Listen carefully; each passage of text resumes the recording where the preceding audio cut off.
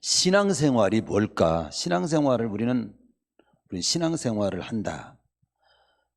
그렇게 생각을 하지요. 신앙생활이라고 뭔가를 제 자신이 한번 이렇게 정리를 한번 해본 적이 있습니다. 가장 단순하게 감동해 주시고 정리된 건 뭐냐면, 성경 66권 하나님의 말씀을 통해서 인생을 어떻게 살아야 할 것인지를 잘 깨닫고 살아가는 것, 그게 신앙생활이에요. 하나님의 말씀을 통해서 한 번에게 주어진 인생을 어떻게 살 것인지를 잘 깨닫고 인도받고 사는 것, 그 신앙생활입니다. 특별히 전도서는 한 번밖에 없는 내 인생을 헛되지 않게 하기 위해서 주어진 말씀이다. 그렇게 생각하시고 들으시면 맞다, 그렇게 말씀드렸습니다. 왜냐하면 전도서는 헛되다는 말로 시작해서 헛되지 않으려면 어떻게 해야 하는지를 말씀하면서 끝을 맺고 있기 때문에 그렇습니다. 그러면 오늘 본문 말씀은 전도서 6장 10절 12절까지 정말 문장을 읽지만 그렇게 쉽게 이해가 그렇게 잘 안 되는 말씀이었습니다. 아니, 여러분은 이해가 잘 돼도 제가 볼 때 저는 잘 이해가 좀 무슨 말인지 이렇게 이해가 잘 안 돼서 씨름을 좀 했습니다. 주님, 저도 잘 이해가 안 되는데 우리 성도들에게 이해되지 않는 말을 어떻게 선포합니까? 제가 이해되도록 감동해 주시옵소서. 그래서 감동이 됐고 깨달았고 정리됐는데, 정리된 그 말씀을 오늘 선포하게 될 겁니다. 우선 그대로 한번 읽어봅시다. 전도서 6장 10절 12절 다시 한번 읽어보는 겁니다. 이미 있는 무엇이든지 오래전부터 그 이름이 칭한 바 되었으며, 사람이 무엇인지도 이미 안 바 되었나니 자기보다 강한 자와 능히 다툴 수 없느니라. 헛된 것을 더하게 하는 많은 일이 있나니 사람에게 무엇이 유익하랴. 헛된 생명의 모든 날을 그림자같이 보내는 일평생에 사람에게 무엇이 낙인지 누가 알며, 그 신후에 해 아래에서 무슨 일이 있을 것을 누가 능히 그에게 고하리요. 이해가 착 드는 분 한번 이렇게 표현해 주세요. 이해가 착 든다. 그럼 제 머리나 여러분 머리나 비슷한 거예요. 그래도 목사님 되게 신학교에서 그런 말씀 하시더라고요. 목사님들은 머리가 되게 천재가 될 필요가 없대요. 그냥 성도들과 보통 머리여야 된대요. 왜냐하면 그렇게 해야 그 똑같은 수준으로 설명할 수 있으니까. 다행이죠. 천재는 천재같이 설명을 하고 우리는 보통 머리인데 천재가 하는 말을 잘 이해를 하기 어려울 수도 있잖아요. 여러분의 수준이나 제 수준이나 똑같습니다. 단지 그래서 여러분에게 알아듣기 쉽도록 그 전하기에 적절한 거죠. 성경 말씀이 다른 그 어떤 책보다도, 또 설교하는 이 시간이 다른 어떤 강연과 차별이 있다면 뭐가 차별이 있을까요? 더 재밌는 말을 하는 곳이 있고 더 관심을 끄는 강연을 하는 곳도 꽤 많습니다. 그런데 우리가 지금 꼭 이 모든 말씀을 하나하나 빼뜨리지 않고 꼭 해석을 하고, 그 해석을 하는 말씀 속에서 우리가 우리에게 주는 말씀이 무엇인지를 막 몸부림치면서 알으려고 하고 하는 이유가 뭐냐 이 말이죠. 그것은 이 성경은 사람의 말이 아니라 하나님의 말씀이라는 면에서 차별성이 있는 거예요. 그리고 한 문장도 빼뜨리지 말고 설교해야 될 이유는 뭐냐면, 다 우리에게 하나님께서 해주고 싶어 해서 써놓은 말을 빼먹으면 되겠습니까? 그래서 어려워도 쉽고 듣기 좋은 설교만 하지 않고 차례대로 제가 이 전도서에 우리 인생을 헛되지 않게 해서 하신 말씀으로 써놓은 건데 빼뜨리면 안 된다는 면에서 막 몸부림을 치는 거죠. 이 말씀의 대체 의미는 뭐냐고. 인생을 헛되지 않게 살으려고 하는 쪽에 무슨 말씀을 이 본문을 통해서 하시려고 써놨는지. 예. 이게 하나님의 말씀으로 받을 때 역사가 일어납니다. 근데 사람으로 말로 받고 지루한 설교로 받으면 아무 역사가 안 나타나요. 그리고 우리 흔히 지루한 말 할 때 설교 오만해 이렇게 하잖아요. 그런 말을 쓰기도 하잖아요. 지루하다 이거지. 그런데 우리는 이 말씀이 조금 풀어가는데 딱딱하고 어렵고 힘들어도 하나님의 말씀이고 오늘 나에게 필요해서 그리고 나에게 주어진 한 번의 인생을 잘 살기 위해서 꼭 필요한 말씀이기 때문에 우리는 잘 하나님의 말씀으로 받아야 하는 거죠. 예. 실제로 데살로니가서 2장 13절에 보면 데살로니가 성도들을 칭찬하는 말 가운데 이 데살로니가 성도들이 데살로니가 성도들에게 어떤 부분을 칭찬하냐면 여러분들은 바울이 이제 그 데살로니가 성도들에게 말한 거죠. 여러분들의 모습을 볼 때 다른 곳에서 발견할 수 있는 아주 귀한 모습이 여러분에게 있습니다.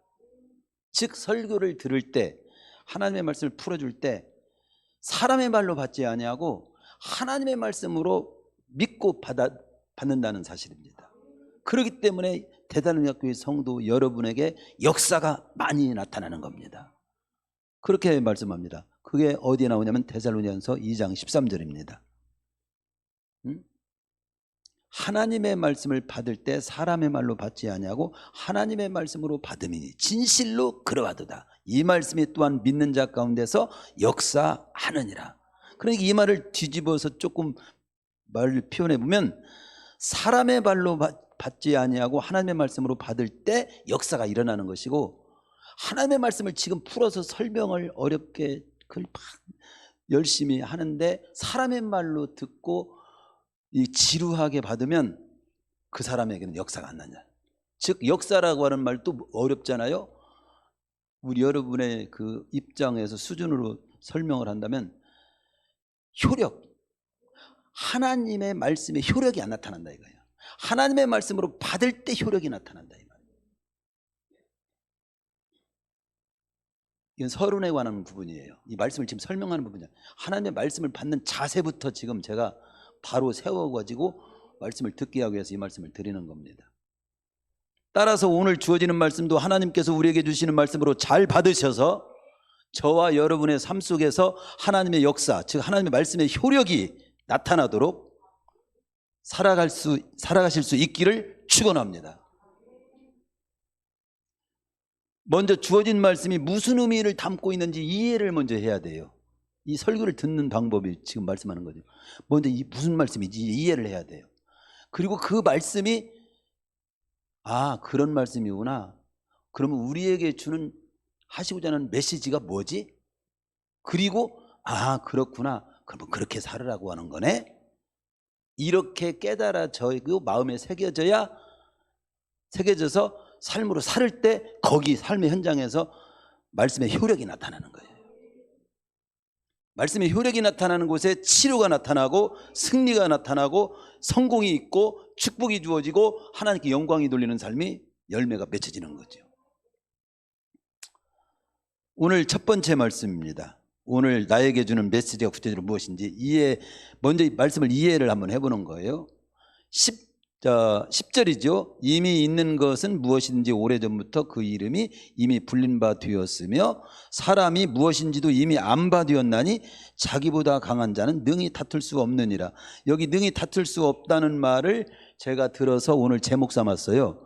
거기 강한 자와는 거기 강한 자는 하나님을 의미합니다. 연구해 보니까 하나님과 다투지 말라. 다툴 수 없다. 이 부분이 특별히 강조되는 말씀이었습니다. 근데 일단 이 말씀 전체를 조금 이해하기 위해서 공동번역을 좀 읽어드리면, 공동번역만 한번 읽어보고 또 이해가 좀 되는가 한번 들어보세요. 이미 결정되지 않은 일이 어디 있으랴. 그것이 어떤 일인지를 알 수야 있지만 그렇다고 사람이 자기보다 강한 어른에게 왜 이러느냐고 따질 수는 없는 노릇 아닌가. 어디 알아듣겠어요? 좀 그렇죠? 쉬운 성경에서는 또 이 말씀을 이렇게 번역했습니다. 좀 알아듣기 쉽게 지금 표현을 좀 들어보는 거예요. 지금 존재하고 있는 것은 이미 오래전부터 이름을 가지고 있다. 사람이 무엇인지도 알려져 있다. 그러나 사람은 자기보다 강한 자와 다투는 일을 할 수 없다. 이게 번역자들이 최대한 원어를 번역한 가장 의미를 담아서 번역해 놓은 거예요. 근데 이 번역해 놓은 것을 읽고도 잘 이해가 안 되기 때문에 세워준 분이 바로 지금 설교자인 접니다. 그걸 좀 주석하고 설명을 조금 한다면, 이미 있는 무엇이든지 오래전부터 그 이름이 칭한 바 되었으며, 이 말은 뭐냐면 쉬운 성경에서는 지금 존재하고 있는 것은 이미 오래전부터 이름을 가지고 있다라고 하는 이 표현은 무슨 말이냐면, 창세기 2장 19절에 보면 아담이 각 생물을 이름을 붙여서 부르잖아요. 뭐 밤나무, 소나무, 뭐 들국화, 예를 들어서 그 하와 이름 이렇게 이름을 붙이잖아요. 그것은 그 본질 자체를 표현하는 말입니다. 이게 존재하는 모든 것은 그 이름이 정해져 불리고 있었다. 그 무슨 뜻이냐면 그 피조물의 본질과 운명이 이미 하나님에 의해서 정해져 있다는 거예요. 여러분은 돼지로 만들어졌어요? 인간으로 만들어졌어요? 다시 또 돼지로 만들어지고 싶어요? 이미 인간으로 만들어졌고 인간으로 만들어진 그 모습으로 살다가 가도록 되어 있어요. 그 말입니다, 한마디로. 그렇게 정해져 있다는 거. 사람이 어떤 존재로 만들어진 이미 정해져 있다는 거죠. 인간 스스로 그걸 이미 정해져 있는, 이미 만들어져 있는 그 자체를 스스로 어떻게 바꿀 수 없는 존재라는 겁니다. 즉 조금 다르게 표현하면 우리는 피조물이라는 거예요. 내가 나를 만드는 게 아니에요. 내가 코가 여기 있게 해서 코가 여기 있는 게 아니에요. 귀가 여기 옆에 붙어 있게 해서 내가 있는 게 아니에요. 누군가가 이렇게 만드는 거예요. 그 누군가가 누구냐? 하나님이에요. 그 하나님과 다툴 수 없다. 대항할 수 없다. 따질 수 없다는 거예요. 너는 살되 이미 정해진 그 범위 안에서 살도록 되어 있는 존재인 걸 알아야 돼. 그 뜻입니다. 조금 이해가 되죠? 안 된다고요? 어쩔 수 없습니다. 10절을 한마디로 더 풀어서 해석한다면 하나님께서 모든 만물을 창조하시고 만물의 이름과 그들의 운명을 예정하시고 이미 결정해서 만들었다 이겁니다. 따라서 인생의 모든 행위와 운명이 하나님의 손안에 있다 이거예요. 그런 거로 인생은 창조주 하나님과 다툴 수 없고 도전할 수 없고 따질 수 없다. 다만 그 순종하고 그 생긴 자체로 그 범위 안에서 그 범위 안에서 잘 살아가면 되는 거다. 인생은 하나님이 허락하시는 그 범위와 한계를 벗어나서 그 무엇을 할 수 있는 존재가 아니라는 겁니다. 모든 피조물은 하나님께서 창조하신 원리 안에서 사는 존재지 그 창조 원리를 벗어나서 살 수 있는 존재가 아니에요. 우리는 물속에서 살 수 있도록 만들어져 있지 않아요. 육지에 살도록 돼 있어요. 콧구멍으로 숨쉬고 살 수 있도록 돼 있어요. 오늘은 코를 없애고 한번 살아볼까? 안 돼요. 눈을 없애고 한번 나도 하면서 볼 수 있을까? 안 됩니다. 우리는 만들어진 이 눈을 통해서만이 볼 수 있게 돼 있어요.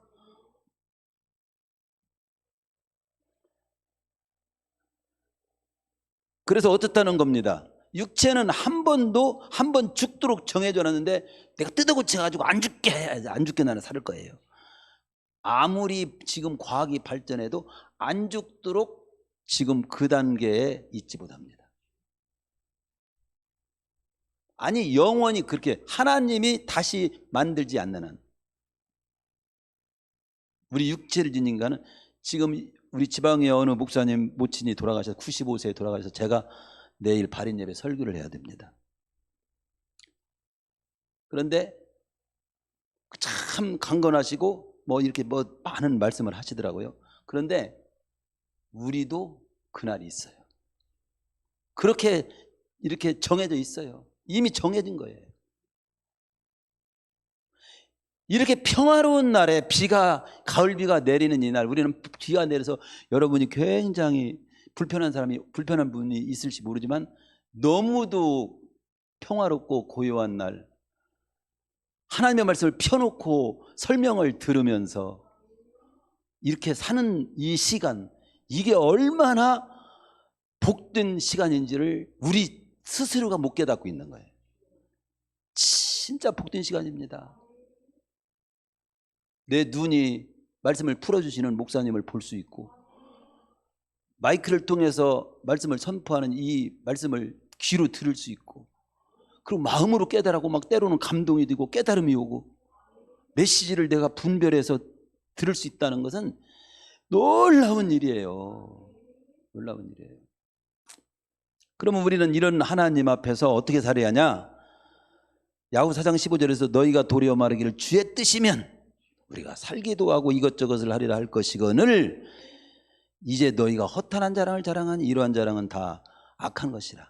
이게 하나님의 허락과 도우심, 하나님의 그 허락하신 범위와 한계 안에서, 창조 원리 안에서 그렇게 살아야지. 그걸 벗어나서 허탄한 자랑을, 그걸 벗어나서 막 장담을 하고 살 수 있다라고 하는 그런 모습은 죄라는 거예요. 죄라는 거예요. 다 악한 것이라는 겁니다.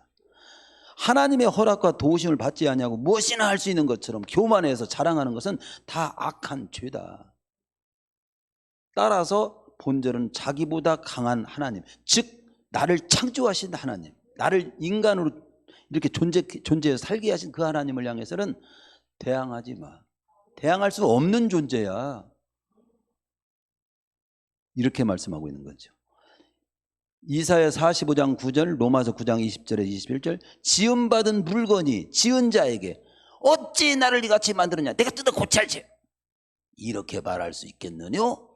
그런 말씀이 있습니다. 하나님은 토기장이요, 우리는 그 토기장이신 하나님이 만든 질그릇이다 이거. 질그릇이 토기장에게 어찌 도전할 수 있겠어요? 욥기 9장 12절에 하나님이 빼앗으시면 누가 막을 수 있으며 무엇을 하시나이까 누가 물을 수 있으려? 왜 그런 거요? 왜 뺏는 거요? 왜 죽게 하는 거요? 이렇게 말할 수 없는 존재라는 겁니다. 인간은 하나님의 지음받은 피조물로서 하나님께 대항하여 쌀만한 존재가 아니라는 것을 알아야 된다는 겁니다.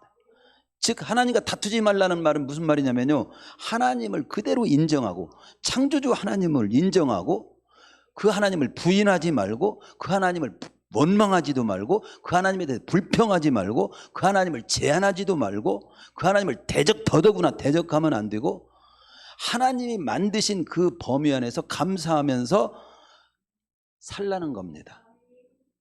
인간의 비극은 이 하나님에 대해 도전하려고 할 때, 불평할 때, 부정할 때, 제위시키려고 할 때, 원망할 때 생기기 시작. 모든 일은 다 잘못된 것은 거기에 생긴다. 아담과 하와가 왜 타락을 하게 된 겁니까? 하나님을 향해 도전했기 때문에 그래요. 이 주부에다가 제가 그래서 하나님을 대항하다가 망하지 않은 사람은 없습니다. 쭉 했지요. 아담과 하와는 하나님의 명령을 거역하고 선악과를 따먹음으로 에덴에서 쫓겨나가지고 온 인류의 죄사함과 심판을 가져왔잖아요. 망한 거지. 여기는 앉아 바벨탑 쌓은 사람들 나오죠. 창세기 11장에 보면 우리 이름을 내고 흩어짐을 면하자. 하나님을 향해서 도전하는 거예요. 그렇지만 언어는 나중에 혼잡하게 되고 바벨탑은 무너지고 인류는 온 땅에 흩어져 가지고 지금도 영어 공부원이라고 머리가 아파. 이 하나님을 향해 도전만 안 했어도 언어가 흩어지지 혼잡하게 되지 않았을 텐데.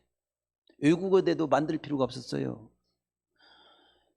애굽왕 바로는 모세를 통해 주어진 하나님의 말씀을 거부하다가 10가지 재앙을 막 받았고 홍해에서 군대와 함께 몰락을 했잖아요. 출애굽 14장. 민수기 16장에는요 모세와 아론을 대적한 고라와 고라 자손의 무리가 나오지요. 하나님께서 세우신 질서에 대항하다가 땅이 갈라져 가지고 그들과 가족들이 산채로 삼켜진 바 된 내용이 나옵니다. 이스라엘의 초대왕 사울왕은 하나님의 명령을 거역하고 자기 뜻대로 제사를 드리다가 사무엘상 15장 하나님께 버림받고 왕위는 다윗에게 넘어가게 됩니다. 성경을 다 여러 곳 더 찾아볼 수 있어요. 하나님 대항하다가 망하지 않은 사람은 한 사람도 없어요. 일반 역사도 마찬가지예요. 불신자 가운데서도 로마 황제 네로는요 서기 54년에서 68년대 살은 사람인데 기독교인들을 잔악하게 박해한 황제로 네로 황제 그러잖아요. 그는 나중에 반란으로 인해서 권좌에서 쫓겨나가지고 최후의 자살로 생을 마칩니다. 우리 아주 기독교인들을 갖다가 가혹하게 내가 주님이요 내가 하나님이요 누구를 하나님이라고 감히 하면서 그리스도인들을 막 핍박하고 그리스도인들을 막 죽이고 그러겠던 로마 왕자 도미티안이라고 하는 사람이 있습니다. 그는 어떻게 최후의 암살당해서 최후를 맞이합니다. 우리 대표적으로 히틀러 있죠. 히틀러 1889년에서 1945년에까지 살은 사람입니다. 이 사람은 하나님의 섭리를 무시하고 유대인을 박해하면서 유대인 600만 명을 학살한 그때 1939년에서 1945년 2차 세계대전 동안에 학살한 사람들이 600만입니다. 대전의 시민들 대전 시민이 150만이라면 4배를 학살시킨 거예요. 유대인들을. 근데 이 사람은 나중에 독일은 망하게 되고 자살로 생을 마치죠. 공산주의도 보면 그 소련의 스탈린 1878년에 1953년에 죽은 이 스탈린은 기독교 신앙을 완전히 무시하고 무신론 국가를 세운 사람입니다. 절대 권력, 공포정치를 통해 수많은 사람을 숙청한 그 사람은 어느 때 죽냐면 1953년 3월 1일 모스크바 근교 쿤제보 별장이라는 곳에서 갑작스레 건강한 사람이 뇌출혈로 쓰러져 가지고 사흘 뒤에 1953년 3월 5일 향년 74세로 그 사람의 공포정치로 얼마나 떨은 사람이 많았는데 그 자신이 죽을 때 두려움과 공포로 고립 속에서 아무도 돌보지 않는 가운데서 고통스럽게 치유를 맞이했다고 나옵니다. 공통된 성경에 나오는 역사, 성경에 나오는 인물이나 이 성경 밖의 역사의 인물을 보면 하나님을 대항한 자는 반드시 망한다. 오늘날 교회를 향해서 도전하는 자 반드시 망합니다. 성도를 핍박하는 자 반드시 하나님이 체크합니다. 하나님만을 직접적으로 대항하는 것이 하나님을 대항하는 것이 아니에요.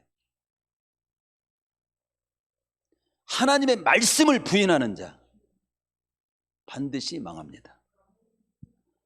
하나님이 지어진 그 원리, 우리는요 반드시 예수님을 믿도록 되어 있어요.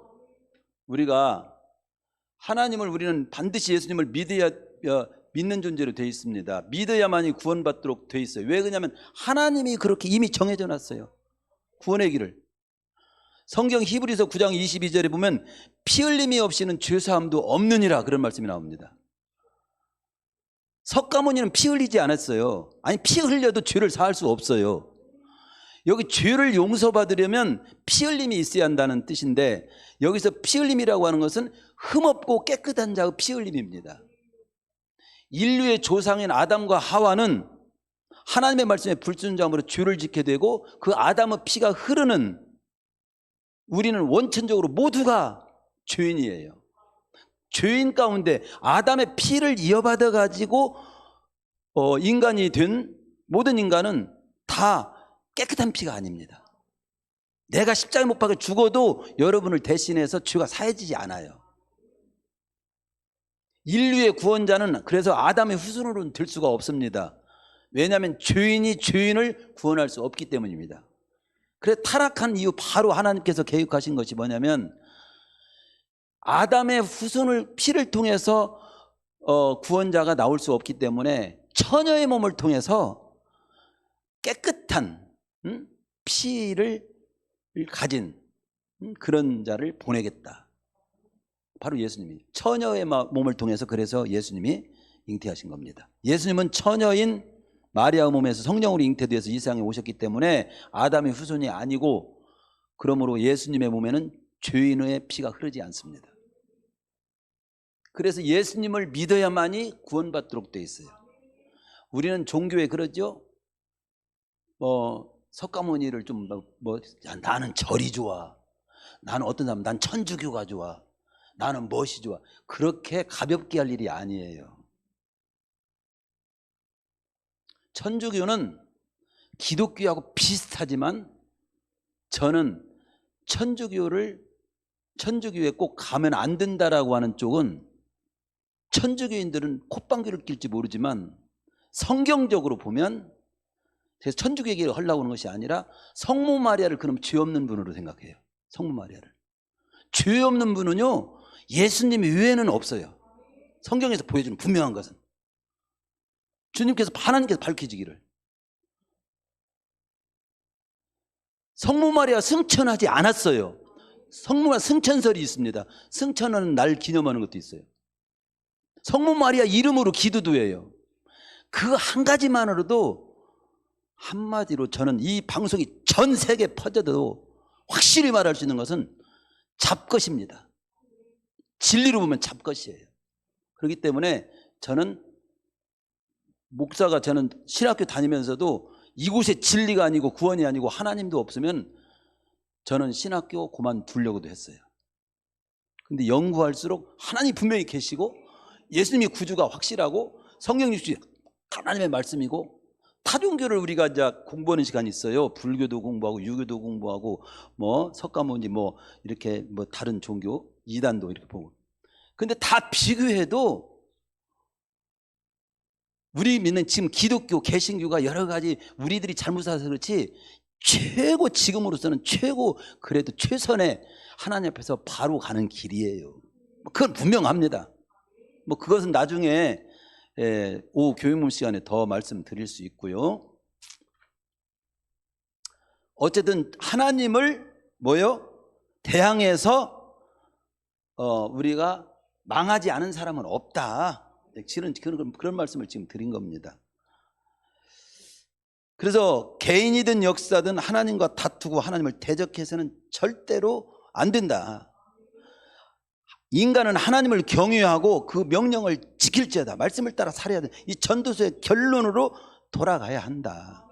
그래서 오늘 말씀을 그냥 더 쉽게 우리로 적용해 본다면 우리는 창조주 하나님을 인정하고 알아보고 그 하나님을 경외하고 예배하며 이 땅에 나를 구원하기 위해 오신 예수님을 구주로 믿고 영접한 자로서 분명한 건강한 교회에 소속해가지고 함께 예배하고 땅끝까지 복음 전하면서 그리고 내 개인적인 삶 하나하나 모든 것은 하나님 말씀을 인도를 받으면서 하나님의 기뻐하신 뜻을 깨닫고 품고 이 땅을 사는 것이 가장 복된 삶이다.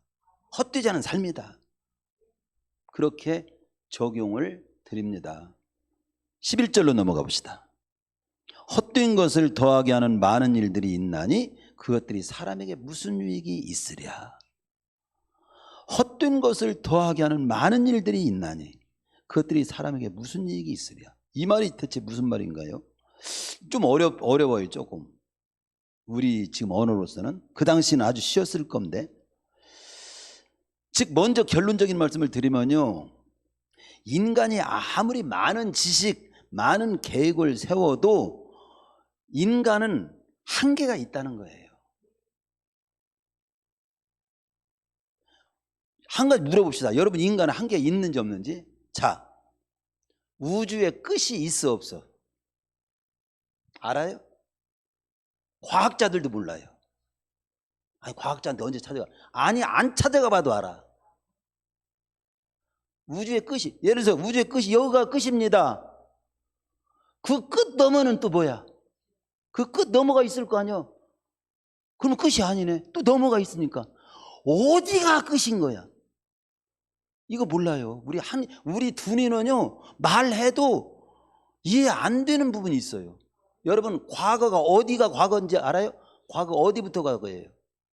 우리는 서기 지금 2025년을 산다고 하지만 거기까지 계산해서 우리 대략 2025년 동안의 역사를 살펴볼 수 있어요. 그런데 문자가 없는 그 시절, 그러나 이 우주, 우리가 보는 이 우주 만들어진 얘기를 성경에서는 밝히를 태초라고 말합니다. 태초라고 합시다. 어느 태초에 달도 만들고 해도 만들고 인간도 만들고 다 만들었다고 합시다. 태초 이전은 또 어느 때야? 있을 거예요 없을 거예요? 태초 이전도 있어요 없어요? 어디가 그 과거의 그 시작입니까? 영원전부터 영원까지라는 말이 있어요. 그 말보다 어려운 말 없어요. 진짜 영원전이 언제가 영원전입니까? 영원전. 우리는 이렇게 그냥 태어났으니까 살고, 코가 달렸으니까 숨쉬고, 입이 있으니까 말하고 먹고 사는 거지, 한계가 있는 거예요. 하나님만이 그걸 알아요. 그러니까 이것을 저는 전지하신 하나님 앞에서 아는 체 하지 마. 이 말로 딱 다 그 부질없는 모습이야. 우주에 끝이 있는지 없는지 알아? 끝이 있다고 말한다면 끝 너머는 또 무엇이 있어? 그럼 끝이 아니잖아. 창조한 만큼 이해할 수 있는 것이지 그 이상을 이해하도록 지음받지를 못했어요. 말씀 직접 한번 좀 설명을 그러면 해봅시다. 11절 헛된 것을 더하게 하는 많은 일들이 있나니 사람에게 무엇이 유익하랴. 공동번역에는 말을 많이 할수록 그만큼 헛수고를 하는 것이라 아무 소용없다. 쉬운 말, 쉬운 성경. 말을 많이 할수록 허무함도 더해진다면 말을 많이 하는 것이 사람에게 무슨 유익이 있으랴. 헛된 것을 더하게 하는 많은 일들이라.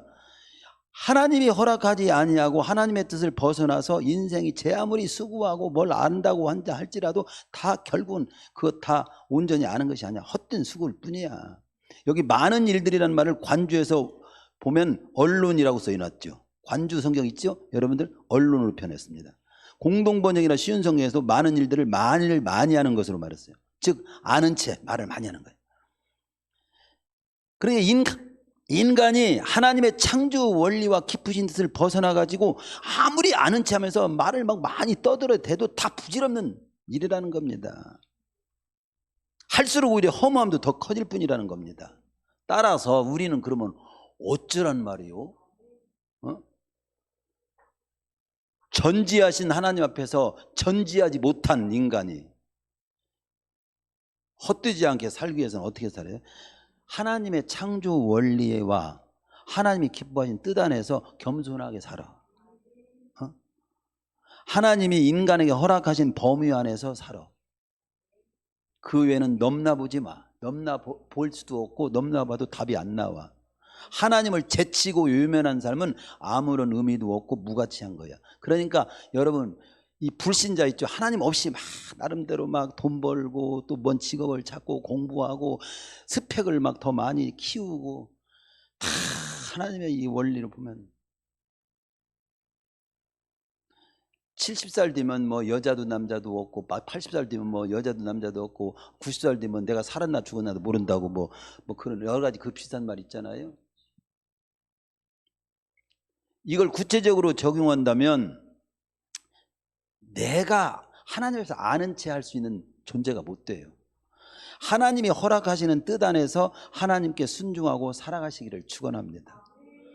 그러니까 그 몇 구절을 성경에 소개 그렇게 살으라고 하는 말씀을 소개해 보면 에베소 5장에 세월 시간 아껴 살아. 세월을 아끼라. 때가 악하니라. 어떻게 사는 것이 세월을 아끼는 건데요? 물으니까 거기 이렇게 그러므로 어리석은 자가 되지 말고 오직 주의 뜻이 무엇인가 이해하라. 야고보서 4장 15절에서 너희가 도리어 말하기를 주의 뜻이면 우리가 살기도 하고 이것저것 하리라 할 것이. 주의 뜻이라는 말이 나와요. 하나님 지금 네가 전체 과거도 모르고 현재 미래도 잘 모르고 여러 가지 그렇지만 지금 너를 향한 주의 뜻이 그것은 알려졌잖아. 그건 그거 쳐다보고 살아. 로마서 12장에 너희는 이 세대를 본받지 말고 오직 마음을 새롭게 함으로 변화를 받아 하나님의 선하시고 기뻐하시고 온전한 뜻이 무엇인지 분별하도록 하라. 우리 주님께서도 나의 원대로 마옵시고 아버지 원대로 하옵소서. 구약의 왕들 중에 기준이 된 왕이 있어요. 하나님께서 기준을 세웠어요. 너는 잘 살았으면 그 왕의 길을 갔다고 평가하고 잘못 살면 그와는 다른 길을 갔다고 표현합니다. 그게 누구냐면 다윗입니다. 그 다윗같이 살았으면 잘 사는 거고 너는 다윗같이 온전하지 못했다. 넌 다윗처럼 못 살았어. 이렇게 평가를 합니다. 이 하나님의 뜻대 근데 그 다윗이 어떻게 살았을까를 보니까 사도행전 14장 30절 자주 제가 인용하지요. 다윗은 당시에 하나님의 뜻을 따라 살다가 섬기다가 잠들어. 그러니까 하나님의 뜻을 자기는 뭐 과거, 미래 모든 거 전지하신 하나님만큼 몰라. 우리는 한계가 있어. 그러나 분명한 것은 지금 나를 향한 하나님의 뜻이 무엇이죠? 이건 항상 묻고 사는 거야. 내 시대에. 어떤 사람 이런 말을 합니다. 나는 외정시대에 내 태어나 임진왜란때 태어나 내가 이순신 장군보다 더 큰 일을 했을 거야. 지금은 건달이야. 소용없습니다. 김진우 목사님 설교에 보면, 저 설교인가 그 이야기 속에 보면 이런 말씀을 한번 하시는 걸 제가 언뜻 생각납니다. 옛날에 들은 우리 교회는요 참 대단한 분이 많습니다. 그 어떤 분이냐면 일하려는 거 없대요. 근데 이 사람이 잘하는 것이 있대. 누워가지고 단독칼 있죠. 짧은 칼, 단독칼이라고 하죠. 누워가지고 천정에 있는 파리를 향해서 딱 던지면 파리가 두둥강이 난대. 그 정도로 칼을 잘 던진대. 이런 사람이 그 임진왜란 때 태어나면 아주 왜군과 잘 싸웠을 텐데 아무 쓸모가 없네. 지금은 없다고 이렇게 말씀하시더라고요.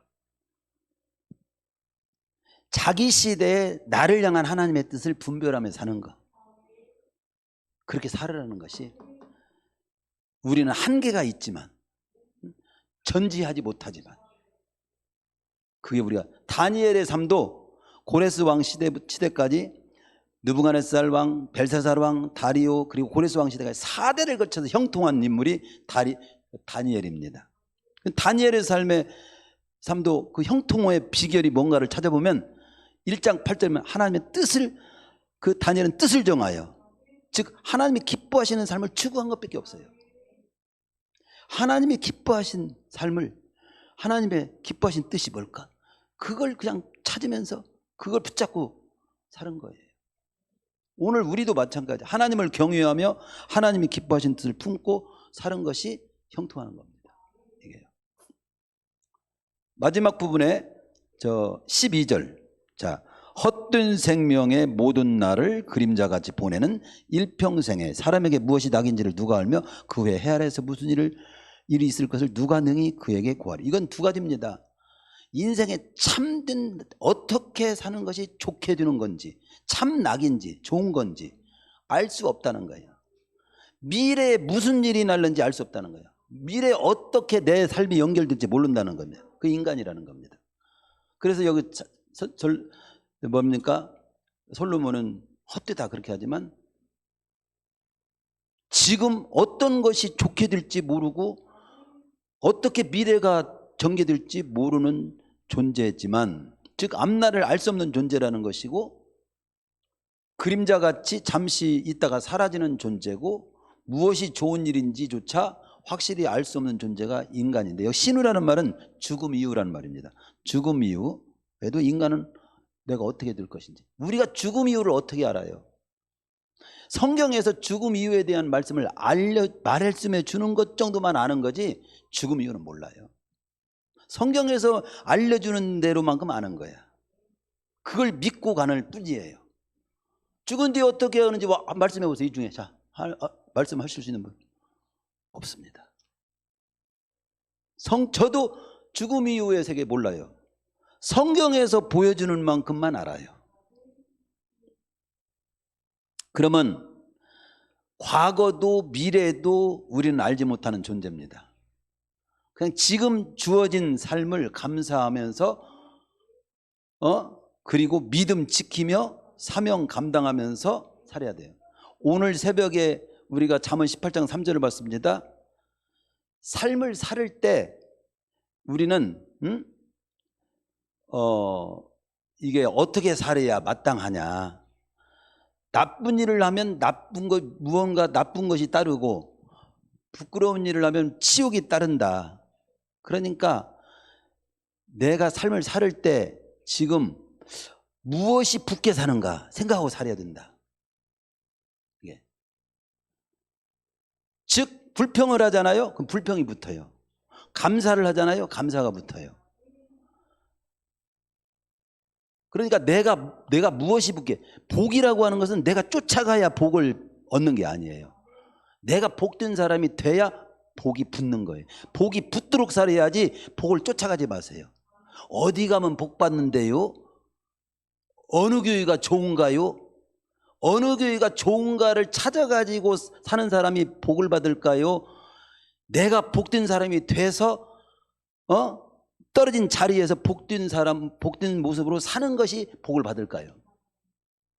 예를 한번 들어볼게요. 여러분이 분별해 보세요. 돌이 되려거든 자석이 되라는 말이 있어요. 자석을 가지고 모래벌에 가고 내둘러, 쇠붙이가 안 보이지요? 내둘러 보세요. 그러면 그 잔잔한 모래 속에도 쇠붙이가 있어요. 쇠붙이는 자석을 가지고 문대면 쇠붙이 자석에 다 붙습니다. 근데 이 돌은요, 그냥 아주 그냥 쇠붙이를 수북이 태산처럼 쌓아놓고 그 속에다 가도 하나 안 붙어요. 돌에다가 쇠가 붙는 거 봤어요? 쇠붙이 속에 파묻혀 놔도 돌은 안 붙어요. 근데 자석이 되면 쇠붙이는 다 달라붙죠. 내가 복된 모습을 지니고 있지 못하는데 쫓아간다고 복이 나를 기다려줘? 복이 더 빨리 도망갑니다. 여러분, 좋은 교회를 가면 여러분이 복 받을 것 같아요? 그렇다고 지금 목사님 우리 교회 꼭 붙어 있으라고 지금 말씀하는구나. 그것이 아니라 잘 생각해 보세요. 지금 우리 교회가 어려워. 약한 교회야. 나는 이 교회를 떠나서 이 교회보다 더 프로그램도 좋고 마음 편하고 그런 곳에 가서 그냥 왔다 갔다 하면서 편하게 살고 싶어. 그러면 하나님이 보시고 너는 참 얕다. 헌금도 할 필요도 없고 뭐 사명도 맡을 것도 없고 책임질 것도 없고 편하게 살아. 그런 쪽을 너는 택해서 사는구나. 복주해야지. 그럴 것 같아요? 한번 생각해 보세요. 그런데 여기가 교회가 어려운 거야. 물질이 어렵네. 나도 어려워. 내가 어려운 가운데서라도 이 교회를 세우기 위해서 하나님의 뜻을 이루기 위해서 나를 헌금한다. 이 교회를 세우는 자로 내가 살아야지. 하나님의 뜻을 이루는 일에 내가 보탬이 되도록 나를 내어드리면서 살겠습니다. 그러면 그 사람 보고 하나님께서 야 너는 어떻게 멍청하냐? 응? 너도 어려운데 너나 살지. 뭐 헌금할 게 뭐가 있어. 그리고 몸도 아픈데 뭐대로 그렇게 새벽 기도는 나가며 힘들게. 그럴 것 같아요? 어떤 자가 하나님이 복이 붙고 복을 주실 것 같은가를 생각해 보세요. 상식적으로도 하는 거 아니에요? 교회를 찾아다니는 자가 복 받는 것이 아니라 있는 교회가 이단이 아니면 그 교회를 세우는 자로 사는 자가 복 받는 것은 확실해요. 제가 담임 목사로서 3번 정도 다른 교회로 이렇게 바꿀 수 있고 큰 교회로 갈 수도 있는 기회가 있었어요. 여러분들에게는 공개하지 않았지만. 근데 더 교회 가면 자가용도 있고 크게 대접 사택도 더 좋고 뭐 사례비도 더 많이 받고 하면 인간적으로는 좋지. 근데 그게 복 받는 모습은 아니야. 저를 개척자로 하나님 세워줬고 저에게 지금까지 감동해 주신 일생을 그냥 이 교회에 그냥 걸음이 되라. 여기서 끝내라. 그런 쪽이 더 강하게 감동이 오는 거예요. 그러니까 이 교회, 그리고 주님 앞에 영원의 때 주님 앞에 딱 섰을 때 주님이 오히려 그 모습을 칭찬할 것 같아요. 그래서 교회를 하는 거죠. 여러분도 생각해 보세요. 무슨 일을 할 때 내가 지금 이렇게 결정을 하고 이렇게 선택을 하고 이렇게 나는 살 거야. 하나님도 이런 내 모습을 복 주고 싶어 할 거야. 그런 쪽을 가십시오. 그런 쪽을 하십시오. 그렇게 사십시오. 인생은 앞길을 어떻게 될지 모르지만 분명한 것은 성경은 하나님을 경외하며 그 말씀을 따라 믿음을 지키며 하나님 맡긴 사명을 따라 살아간 너의 삶은 결코 헛되지 않을 거라고 확실히 말씀했으니 나는 내가 지금 하는 일이 어떻게 연결이 될지 내 미래가 어떻게 전개될지 어떤 농부는요 이렇게 농사하면 태풍을 거둔다 했어요. 그랬는데 그렇게 해서 농사를 졌습니다. 그랬는데 그 해 홍수가 져버렸어. 패농했어요. 내 계획대로 되는 게 아니야. 장담할 너는 내일을 자랑하지 말라. 하루 동안에 무슨 일이 나는지 없어. 스탈린이 건강하고 74세에 죽을지는 몰랐어. 갑자기 뇌출혈로 끝나잖아요. 그와 똑같습니다. 그러나 우리는 내일이 잘 될지 또 미래가 어떻게 될지는 모르지만 하나님 경외하며 말씀을 따라 믿음을 지키며 하나님께 사명을 따라 살면서 주님이 기뻐하시는 뜻을 품고 이렇게 살면 그 네가 살아간 그 삶은 헛되지 않게 해줄게. 이건 확실해. 그 대표적인 말씀이 고린도서 15장 58절. 그러므로 형제들아 견고하며 흔들리지 말며 항상 주의 일에 더욱 힘쓰는 자가 되라. 이는 너희 수고가 주 안에서 헛되지 않은 줄을 알미라. 계시록 마지막 장에 보면 행한 대로 갚으리라. 그렇게 믿고 사는 거죠. 말씀 마치겠습니다. 오늘 전체적인 말씀을 딱 요약하면 전능하신 창조주 하나님을 피조물인 인간이 대항하다가 망하지 않은 인간은 없으니 하나님은 대항하라고 계신 분이 아니고 그 하나님을 경유하고 그 말씀을 따라 살으라고 하신 분이 하나님이시니 하나님을 경유하고 그 말씀을 따라 사시기를 바라고요. 두 번째는 전지하신 하나님 앞에서 아는 체 하지 말고 겸손히 하나님의 뜻이 무엇인지 이해하고 분별해서 그 뜻을 따라서 살기를 힘쓰고요. 세 번째는 무엇이 참 낙인지 미래에 무슨 일이 있을지 모르는 인생은 어떻게 살아야 합니까? 하나님을 경외하며 그 말씀을 따라 믿음을 지키며 하나님 맡긴 사명 따라 사는 사람은 결국 헛되지 않다고 했으니 헛되지 않다는 그 말씀을 확신하고 가슴에 품고 그렇게 살면 되는 거지요. 승리의 길을 복된 길을 갔을 수 있는 우리 성도님들 되시기를 축원합니다.